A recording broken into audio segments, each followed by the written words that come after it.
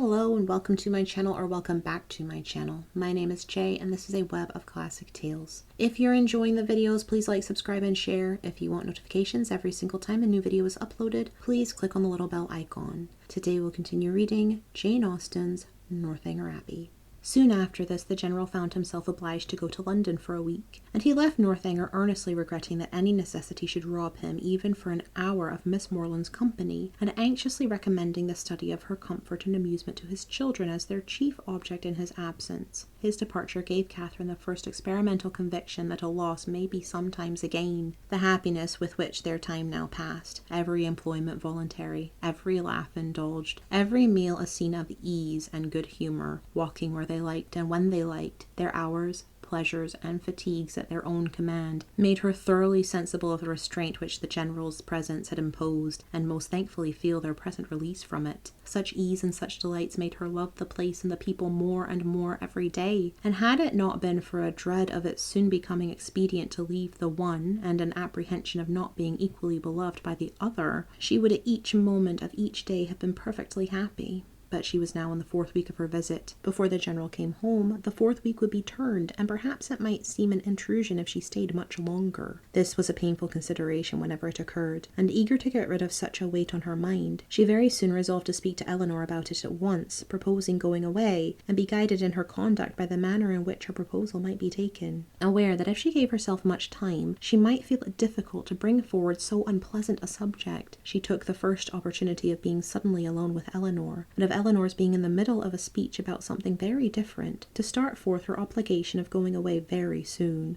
Eleanor looked and declared herself much concerned. She had hoped for the pleasure of her company for a much longer time, had been misled perhaps by her wishes to suppose that a much longer visit had been promised, and could not but think that if Mr. and Mrs. Morland were aware of the pleasure it was to her to have her there, they would be too generous to hasten her return. Catherine explained, "Oh, as to that, Papa and Mamma were in no hurry at all. As long as she was happy, they would always be satisfied." "Then why might I ask in such a hurry herself to leave them?" "Oh, because she had been there so long." "Nay, if you can use such a word, I can urge you no farther. If you think it long—" "Oh, no, I do not indeed. For my own pleasure I could stay with you as long again." And it was directly settled that, till she had, her leaving them was not even to be thought of. In having this cause of uneasiness so pleasantly removed, the force of the other was likewise weakened. The kindness, the earnestness of Eleanor's manner in pressing her to stay, and Henry's gratified look on being told that her stay was determined, were such sweet proofs of her importance with them, as left her only just so much solicitude as the human mind can never do comfortably without. She did, almost always, believe that Henry loved her, and quite always that his father and sister loved and even wished her to belong to them, and believing so far, her doubts and anxieties were merely sportive irritations.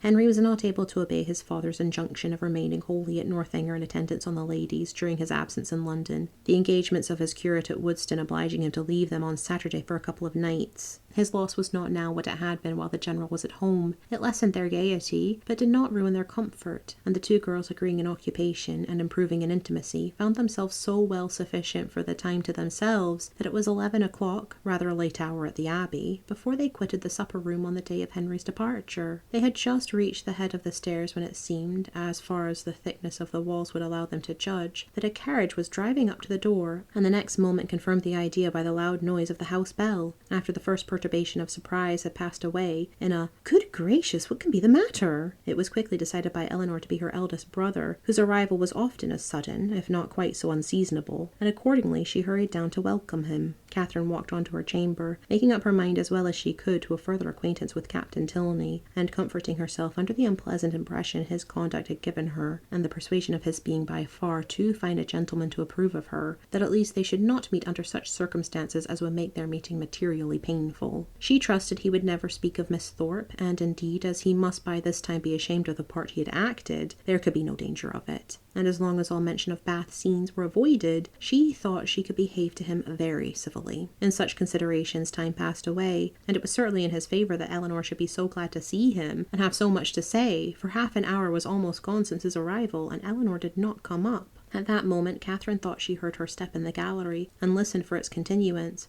but all was silent. Scarcely, however, had she convicted her fancy of error, when the noise of something moving close to her door made her start. It seemed as if someone was touching the very doorway, and in another moment a slight motion of the lock proved that some hand must be on it. She trembled a little at the idea of anyone's approaching so cautiously, but resolving not to be again overcome by trivial appearances of alarm, or misled by a raised imagination, she stepped quietly forward and opened the door. Eleanor, and only Eleanor, stood there. Catherine's spirits, however, were tranquilized but for an instant, for Eleanor's cheeks were pale and her manner greatly agitated. Though evidently intending to come in, it seemed an effort to enter the room, and a still greater to speak when there. Catherine, supposing some uneasiness on Captain Tilney's account, could only express her concern by silent attention, obliged her to be seated, rubbed her temples with lavender water, and hung over her with affectionate solicitude. "My dear Catherine, you must not indeed," were Eleanor's first connected words. "I am quite well. This kindness distracts me. I cannot bear it. I cannot come to you on such an errand." "Errand? To me? How shall I tell you? Oh, how shall I tell you?" A new idea now darted into Catherine's mind, and turning as pale as her friend, she exclaimed,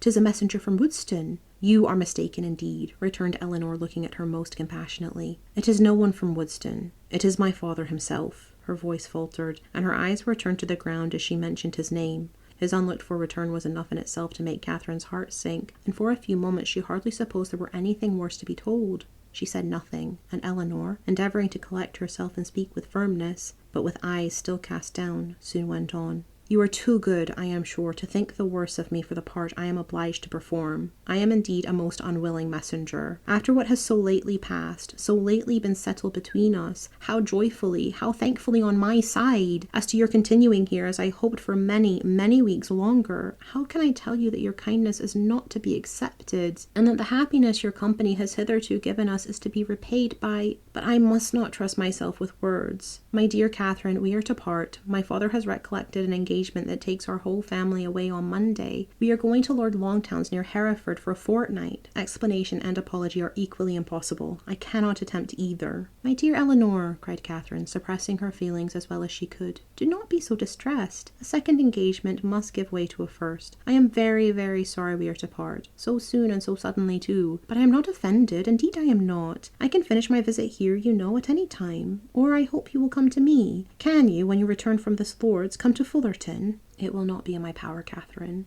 "Come when you can, then." Eleanor made no answer, and Catherine's thoughts recurring to something more directly interesting, she added, thinking aloud, "Monday? So soon as Monday? And you all go?" "Well, I am certain of— I shall be able to take leave, however. I need not go till just before you do, you know. Do not be distressed, Eleanor. I can go on Monday very well. My father and mother's having no notice of it is of very little consequence. The General will send a servant with me, I dare say, half the way, and then I shall soon be at Salisbury, and then I am only 9 miles from home." "Ah, Catherine, were it settled so, it would be somewhat less intolerable, though on such common attentions you would have received but half what you ought. But how can I tell you? Tomorrow morning is fixed for your leaving us, and not even the hour is left to your choice. The carriage is ordered and will be here at 7 o'clock, and no servant will be offered you." Catherine sat down, breathless and speechless. "I could hardly believe my senses when I heard it, and no displeasure, no resentment that you can feel at this moment, however justly great, can be more than I myself. But I must not talk of what I feel. Oh, that I could suggest anything in extenuation. What will your father and mother say after courting you from the protection of real friends to this, almost double distance from your home, to have you driven out of the house without the considerations even of decent civility? Dear Catherine, and being the bearer of such a message, I seem guilty myself of all its insult. Yet I trust you will acquit me, for you must have been long enough in this house to see that I am but a nominal mistress of it, that my real power is nothing." "Have I offended the General?" said Catherine in a faltering voice. "Alas, for my feelings as a daughter, all that I know, all that I answer for, is that you have given him no just cause of offence. He certainly is greatly, very greatly discomposed. I have seldom seen him more so. His temper is not happy, and something has now occurred to ruffle it in an uncommon degree. Some disappointment, some vexation, which just at this moment seems important, but which I can hardly suppose you to have any concern in, for how is it possible?" It was with pain that Catherine could speak at all, and it was only for Eleanor's sake that she attempted it.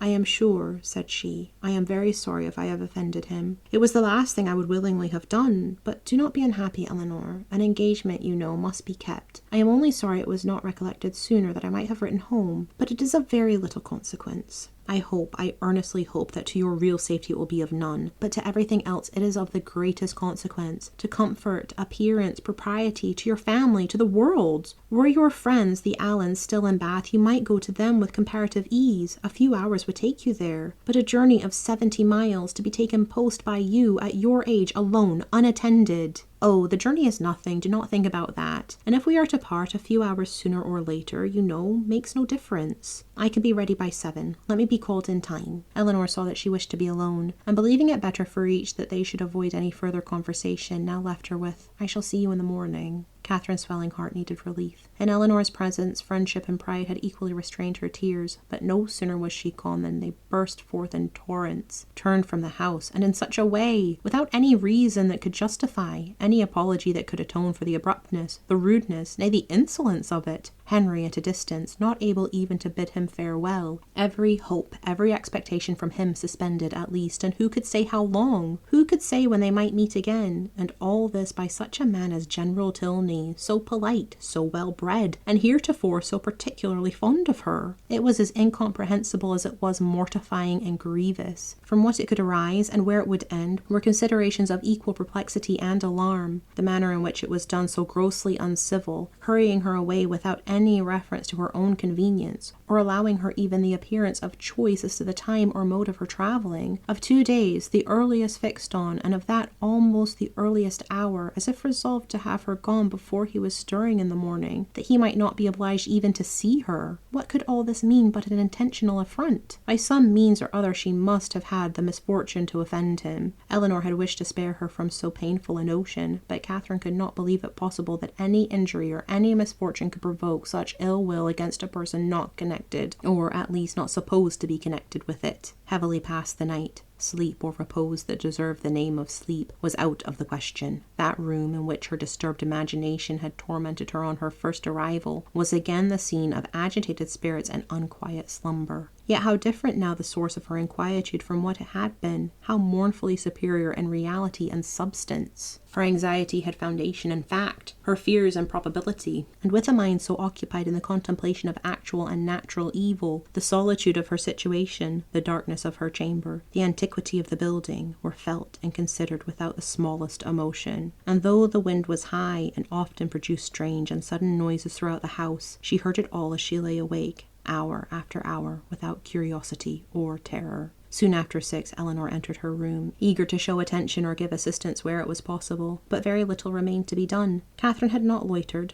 She was almost dressed, and her packing almost finished. The possibility of some conciliatory message from the General occurred to her as his daughter appeared. What so natural as that anger should pass away and repentance succeed it? And she only wanted to know how far, after what had passed, an apology might properly be received by her. But the knowledge would have been useless here. It was not called for. Neither clemency nor dignity was put to the trial. Eleanor brought no message. Very little passed between them on meeting. Each found her greatest safety in silence, and few and trivial were the sentences exchanged while they remained upstairs, Catherine in busy agitation completing her dress, and Eleanor with more goodwill than experience intent upon filling the trunk. When everything was done, they left the room, Catherine lingering only half a minute behind her friend to throw a parting glance on every well-known, cherished object, and went down to the breakfast parlour, where breakfast was prepared. She tried to eat, as well to save herself from the pain of being urged as to make her friend comfortable, but she had no appetite, and could not swallow many mouthfuls. The contrast between this and her last breakfast in that room gave her fresh misery, and strengthened her distaste for everything before her. It was not 24 hours ago since they had met there to the same repast, but in circumstances how different! With what cheerful ease, what happy, though false security, had she then looked around her, enjoying everything present, and fearing little in future beyond Henry's going to Woodston for a day. Happy, happy breakfast. For Henry had been there. Henry had sat by her and helped her. These reflections were long indulged undisturbed by any address from her companion, who sat as deep in thought as herself, and the appearance of the carriage was the first thing to startle and recall them to the present moment. Catherine's colour rose at the sight of it, and the indignity with which she was treated, striking at that instant on her mind with peculiar force, made her for a short time sensible only of resentment.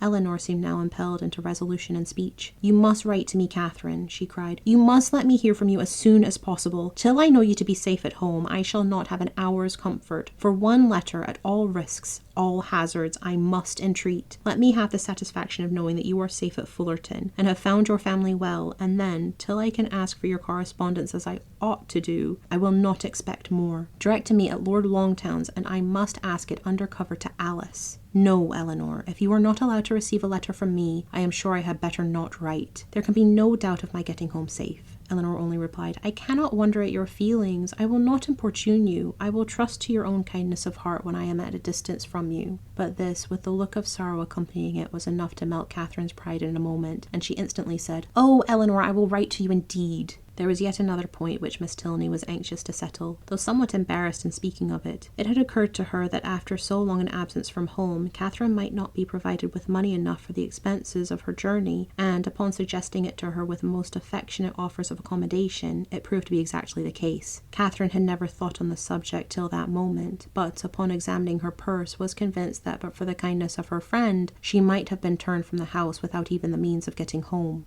And the distress in which she must have been thereby involved filling the minds of both, scarcely another word was said by either during the time of their remaining together. Short, however, was that time. The carriage was soon announced to be ready, and Catherine, instantly rising, a long and affectionate embrace supplied the place of language in bidding each other adieu. And as they entered the hall, unable to leave the house without some mention of one whose name had not yet been spoken by either, she paused a moment, and with quivering lips just made it intelligible that she left her kind remembrance for her absent friend. But with this approach to his name ended all possibility of restraining her feelings, and, hiding her face as well as she could with her handkerchief, she darted across the hall, jumped into the chaise, and in a moment was driven from the door. Thank you for listening. This has been Jane Austen's Northanger Abbey, Chapter 28. I've been Jay. This has been a web of classic tales. Please like, subscribe, and share. Click the bell icon for notifications. I hope you're having a fantastic day. Have a nice life, and I'll see you next time.